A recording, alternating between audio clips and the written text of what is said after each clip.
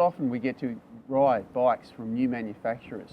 About 12 months ago, Indian was reintroduced after nearly 50 years, and this is the Indian Scout, the new machine for 2015. It's smaller, it's lighter, it's more nimble, better balanced, easier to ride, a lot of fun, and only $17,995 right away. The Indian Scout is aimed at people who don't want one of the 1500cc plus cruiser machines that are out there from the Americans and even the British these days. It's aimed at someone who wants a smaller, lighter machine, but still a full-size cruiser.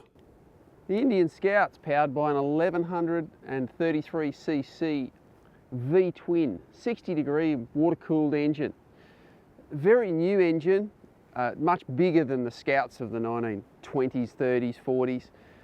But the riding position and the style is very loosely based on the Scout of that era. And that bike was certainly designed and built as to be manoeuvrable, well balanced, easy for anyone to ride.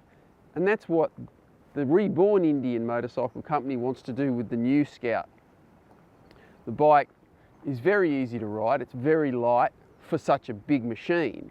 And it's still a performance cruiser, it's still a big bike.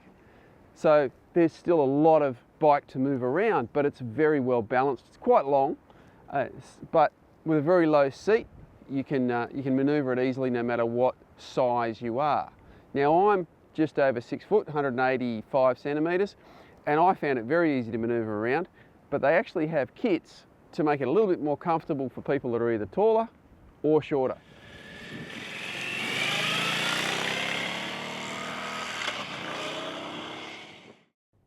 Off the showroom floor, an Indian Scout has one seat, but there's an extensive accessory catalogue, and things like a pillion seat, saddlebags and screens are all available to customise your Indian Scout the way you want to have it.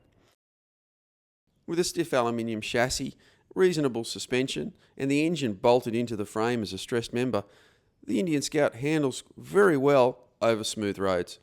On the bumpy stuff, it's a little bit more of a handful, but still not too bad, although the short travel suspension does send a few shocks through to the rider.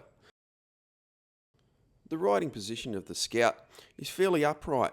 You're not leaning back or anything silly like that, and the forward set controls aren't ridiculously forward set. I would have loved to have tried the bike with more conventional foot pegs a little bit further back, but that's just not the modern way anymore. I don't think anybody's going to be disappointed in the way the Indian Scout goes around corners, handles and stops. The brakes on the Indian Scout are ABS equipped, so it's not going to lock up on you unexpectedly. So the Indian Scout should appeal to an awful lot of people. It's a very easy motorcycle to ride, and for a big cruiser, it's not very heavy, it's very easy to manoeuvre, and as they said, it's very well balanced. Now with 100 horsepower, plenty of torque, it's not for the raw beginner by any stretch of the imagination, but if you're coming off your first bike and you're off the learner approved system, it's very much worth a look. I think this will appeal to people that are short, people that are tall. If you just want a good looking, honest machine at a very good price from an American manufacturer that I think will hold its value quite well, go and check them out at your Indian dealer. The Indian Scout will be readily available in 2015. Some will arrive before then, but most of them are already spoken for. Check them out at your Indian dealer or indianmotorcycle.com.au.